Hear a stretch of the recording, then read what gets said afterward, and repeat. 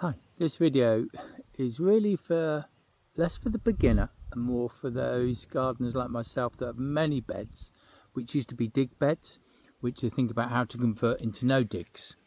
So this is great. Well, it's not, it's an absolute nightmare.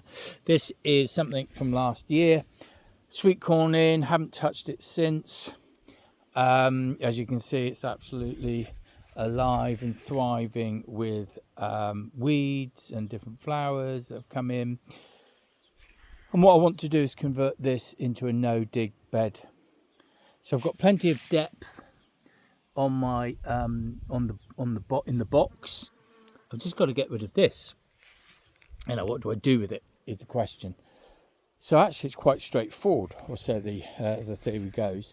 What I'm going to do is, because I wanted to keep all of the soil as it is, I don't want to start digging, of course. So what I'm going to do is, for these plants, just cut them right down at the bottom, and then that'll provide what I've got, probably quite unlevel, but let's see what it's like afterwards, and then I'll make a decision about, do I think about some sort of levelling, or do I just simply cover it in cardboard?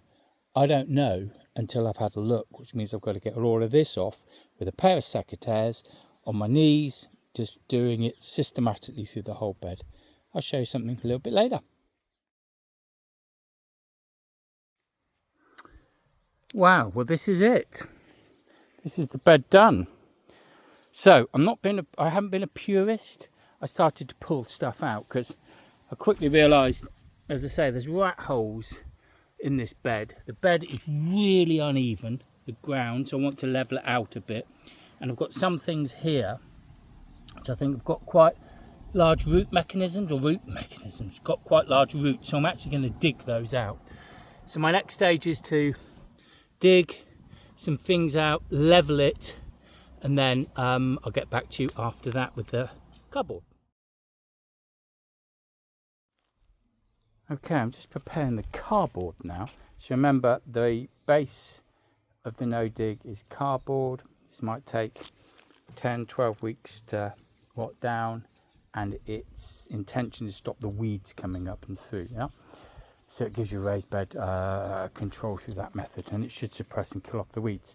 Now, the main thing to think about cardboard, you need probably lots of it depending on the size of your bed, but you've got to take off the stuff that doesn't decompose. Yeah, so all the sellotape, try and get all your labels off, any metal in there, try and remove all of that so that it's as clean as it can possibly be.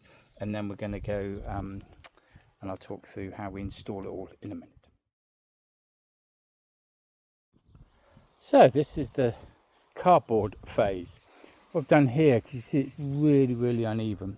I haven't actually got any compost and farmyard manure with me today, so I've pinned them in with things you get for pinning membranes down, you know, sort of weed suppressant. So I've just pinned them in. What I will do once I've got my mix together, I will remove them, and then I'll just pour the compost straight on top, so don't leave lots of plastic and metal in the beds. But that's it. There's some little gaps. It's all down to how much cardboard you've got, really. And then what I'm left with is that one wheelbarrow. As I said, I did a little bit of pulling stuff out because some of these are pretty significant. But if I commit to the, that's quite a route, isn't it? So if I commit to the no dig bed dream, that would be absolutely perfect in a couple of years. So what I'll do next is I'll update once I've put all the compost in and set in a worm, a little worm feeding station.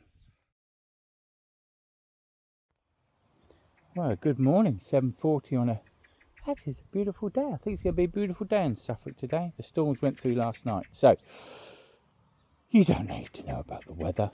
What you're interested in is the next stage of the conversion process. So I've got myself 250 litres of all-purpose peat-free compost, which is going to be the base of this. What I'm going to do, now it's in place, is simply open up the bags, pour the compost out, rake it level, and see how much I've got, if I need to get any more bags or not. and then I'm going to put a little mix in some manure, farmyard manure, once I've got my levels right, or my ideas of how much more peat I'll need. 250 sounds a lot. To be honest, I should have gone onto the little AI tool and quickly measured length, width and depth and got it to calculate the volume for me. That's a trick for next time. Ciao. And this is the finished bed. And a glorious morning, well, not really a glorious morning in Suffolk. The storm's passed, at least the sky is blue. It's a little bit nippy, but this is the bed finished. So I left this for a couple of days in place, settled a bit. You can see it's a bit, probably need to break down some of the compost a bit more. So I'm going to break down the compost a bit more, just hand by hand, take some of the big chunks out, and then I'll plant it up with lots of shallow, hopefully short, shallow rooted vegetables and flowers, and we'll get it going. It's looking all right though. Very pleased with the outcome, really pleased indeed.